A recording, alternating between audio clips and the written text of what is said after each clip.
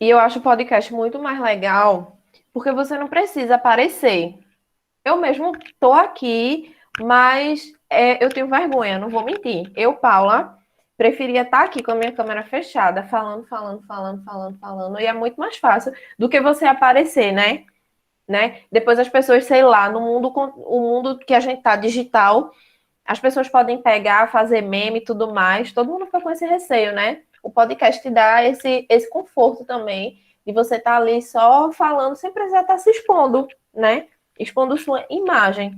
E aí, quando eu falo nesse processo de avaliativo, para vocês refletirem, vocês como futuros professores, se eu tenho uma sala de 30, eu posso ter 6 podcasts, mas se eu faço uma prova, eu vou ter 30 provas. E vocês que são licenciados, vocês não são como professores polivalentes, por exemplo, que estão com uma turma acompanhando. Vocês vão ter várias turmas, imagine, turmas e turmas e resmos de provas para corrigir.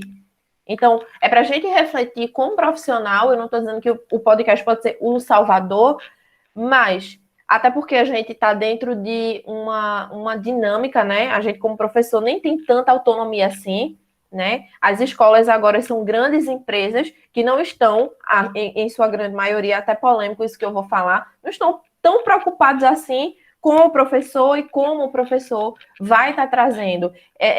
Quer aluno, quer resultado e quer lucro, né? A educação, ela está muito mais na utopia hoje em dia do que na prática, né? Diga. Alguém levantou a mão? Fui eu. Diga lá. Então, Paulo, eu super concordo. Eu acho que o que falta um pouquinho para a gente, né, que está na graduação ou que terminou, feito eu, é um pouquinho de estímulo na academia também. E de ter disciplinas que ensinem a gente a utilizar esses recursos. Porque, por exemplo, eu utilizei, mas eu não sabia editar um podcast. E, na verdade, não sei, né? Eu já vou usar essa plataforma aí que tu falou para tentar aprender.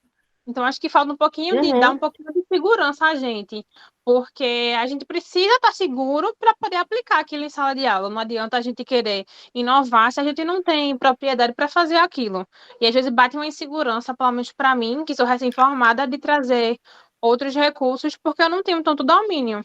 Claro, a gente tem que ir uhum, atrás, mas se isso já vier na graduação para a gente, eu acho que fica muito mais tranquilo, porque lá é a hora da gente errar, né? E de aprender também. uhum. É bem verdade.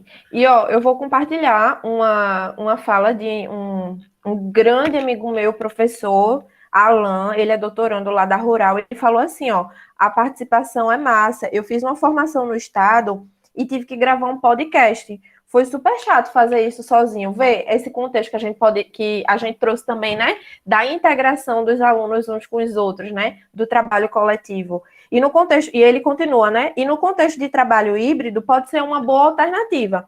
Veja só, Alan, ele bate nesse ponto do senso do trabalho coletivo. Alan é professor, ele tem uma experiência enorme, professor de história, maravilhoso, incrível. Eu sou fã dele. E ele, como doutorando, professor, sentiu essa dificuldade de estar trabalhando sozinho, fazendo esse podcast sozinho. Porque, minha gente, dá muito trabalho, tá? Se esse trabalho ele não for divididinho democraticamente dentro de um grupo, sobrecarrega e a pessoa fica assim, ó, desesperada. Então, por isso que poderia, sim, ser um trabalho avaliativo de um semestre da faculdade, feito de hoje a gente está fazendo com vocês, porque é um processo de formiguinha mesmo, para a gente ter um resultado bem positivo, tá?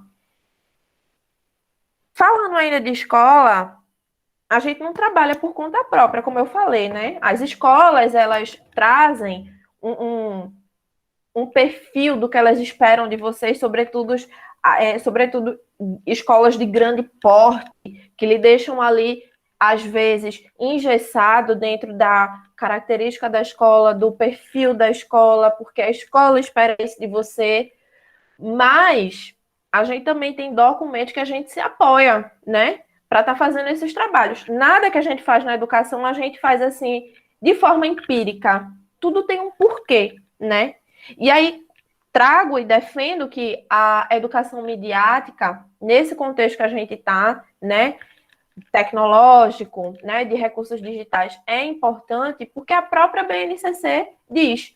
Ela diz o seguinte, que sobre o uso das tecnologias, né, compreender, utilizar e criar tecnologias digitais de informação e comunicação de forma crítica, significativa, reflexiva e ética nas diversas práticas sociais, incluindo as escolares, para se comunicar, acessar e disseminar informações, produzir conhecimentos, resolver problemas e exercer protagonismo e autoria na vida pessoal e coletiva, tá? A BNCC, ela indica que nós, professores, a gente trabalha essas tecnologias digitais de informação, tá? Mas que ela seja trabalhada de forma crítica, significativa. Não é simplesmente porque a gente está formando um aluno para ser TikToker.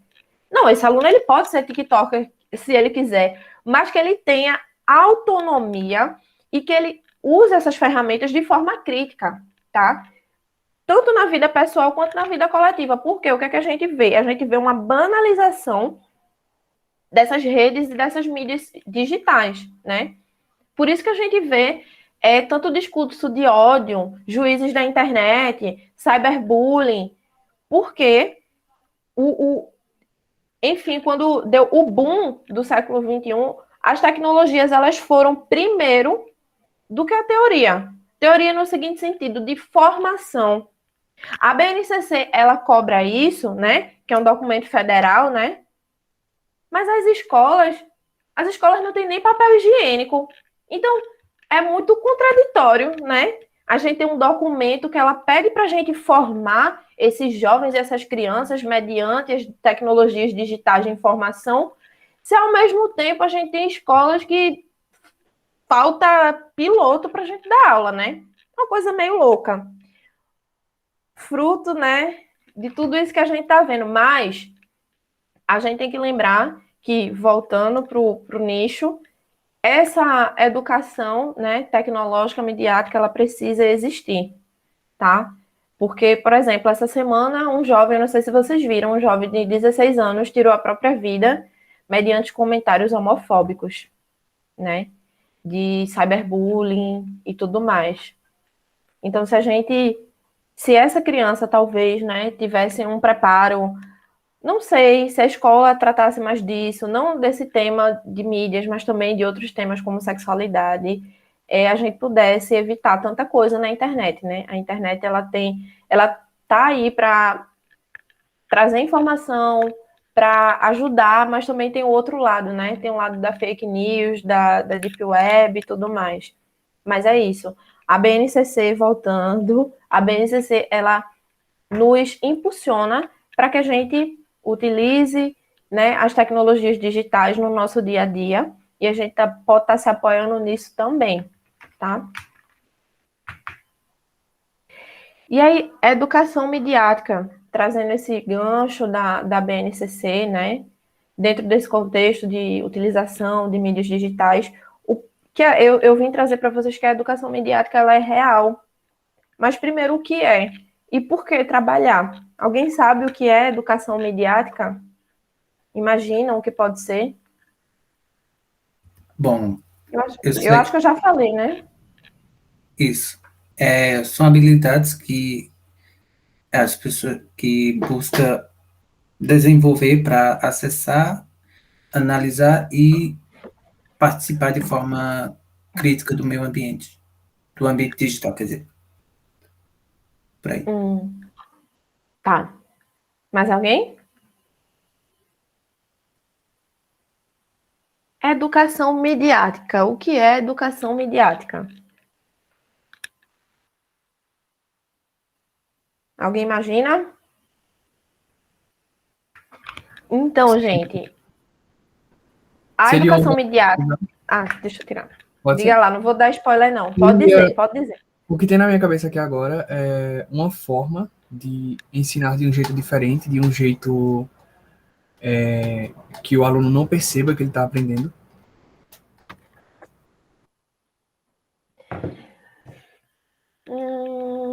Educação midiática tem a ver com mídias, né? Midiática.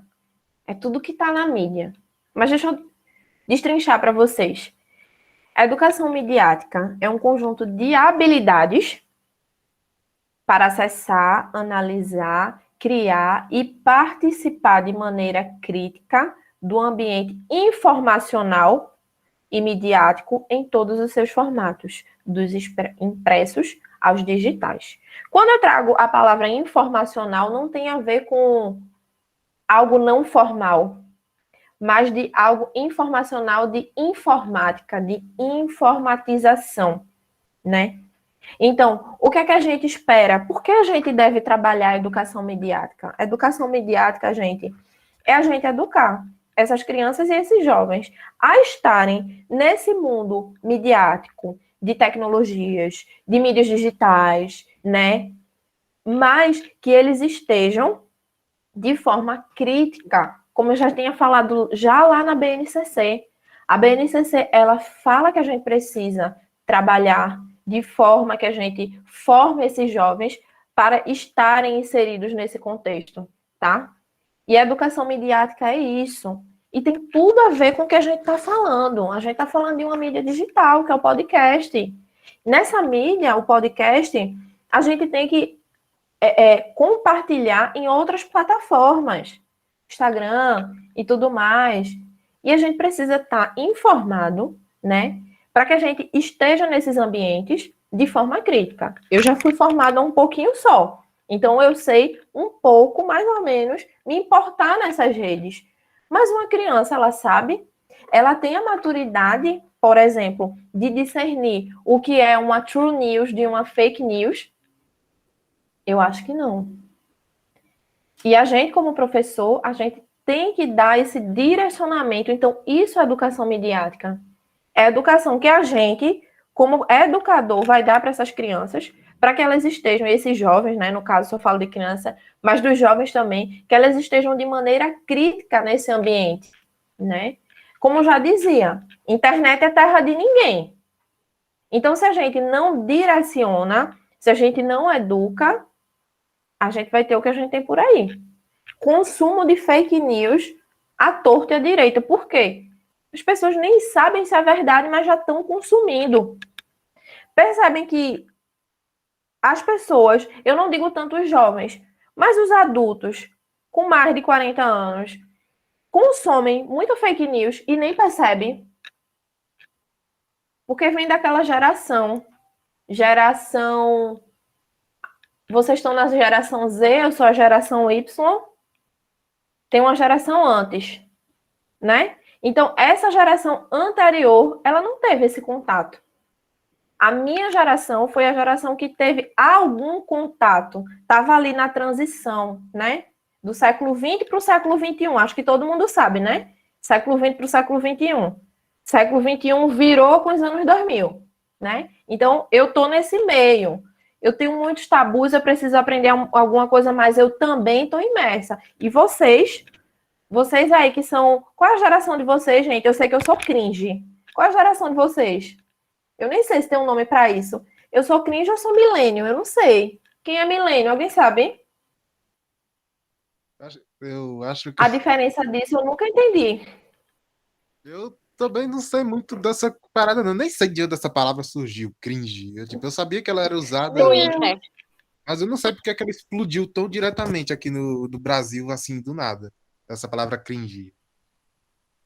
Porque, tipo, Cringe, até onde eu alguém sei, a sabe? tradução... Gente, por favor, me ajudem. O que é cringe e o que é milênio? Disseram que eu sou Até onde eu cringe, sei. porque eu vou fazer 30 anos já. Porque até onde eu sei, cringe é usado na internet pelos memes americanos como algo vergonha alheia, pelo que eu entendi. Ai, meu Deus. É isso aí que eu entendo também de cringe. É quando alguém Não tem um negócio de idade, não. Não. É Tem. mais vergonha Mais alheia, né? voltado para como você se veste, com o que você fala, gírias que você utiliza. Cringe é como se fosse uma pagação de mico, né? E a turma da geração Z que está rotulando os millennials, né, de pagação de mico, entende? Então esse que está Isso é Tiago falando, é? Eu mesmo. Você é cringe ou você é milênio, Tiago? Eu sou de 89, então creio que eu estou ali, né, entre os millennials. Entre os millennials. Eu acho que eu sou millennials também. Tô ali em Mas acho que é a 92. pessoa que vai até meados de década de 90, 80 até 95. Antes de 80, década de 60, é o pessoal da geração X, né? E alguns povos aí são baby boomers, que é a galera dos 40 até a década de 60, mais ou menos. Eu, Aí né? o pessoal, né, 95, 2010, aí sim, geração X pra cá, coisa assim. Geração Depois Z dos pegando. 2000 é quem? Depois dos anos 2000 é quem? Que eu sou de 2001. Então, Z. já tá A mais Z. milênios eu sei que é de 80, a partir de 80 é milênios, que é a antiga geração Y. E depois, eu não sei. Depois de 2000, parece que é o pessoal geração Z. Pronto, então a São gente é os da baby geração boomers, Z. né? E vocês são Não é isso? milênios. É. São tudo. Tiago, né? Tudo milênio. Gente, Tiago apresentando a vocês, tá? Professor lá da Federal de Alagoas, tá aqui com a gente para contribuir, viu? E é isso aí. É todo. Outra pessoa falando aí. E aí? Você é cringe ou é milênios? Fugimos totalmente, né, do foco, mas tudo bem, a gente volta. Quem levantou a mãozinha? Diógenes, minha gente, vocês acham que ele é o quê? Cringe, milênios? Faz aí, Diógenes. Eu só sei que eu sou um velhinho. Ele é boomer. Boomer. Ele é boomer.